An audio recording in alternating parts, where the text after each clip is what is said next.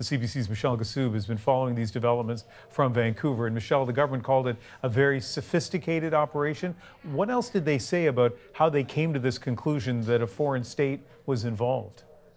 Ian, the province is being very careful with the words it's using to describe this attempted breach, but their conclusion that a foreign state or state-sponsored actor is likely behind this is the fact there was some kind of attempt to hide the attack. Public Safety Minister Mike Farnworth addressed this today.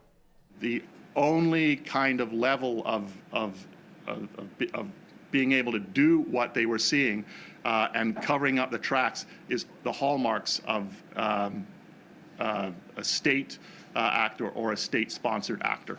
We also learned more about the timeline of events today. There were 3 separate attempts to breach security. The first was detected a month ago on April 10th. A second attempted breach was detected on April 29th. And at that point, public servants across BC were told to change their passwords. Then a third attempt May 6th, just 4 days ago. And it was that attempt earlier this week that led investigators to believe the attacker was trying to cover their tracks. So the province first announced the attack on Wednesday night, and aside from the details you're reporting tonight, still lots of unanswered questions. Of course, the number one question, which state might be behind this? Farnworth himself said the province isn't withholding that information. He does not know at this time. A second big question here was personal data compromised by this attempted breach. Right now, the province says there is no evidence to suggest sensitive data was threatened.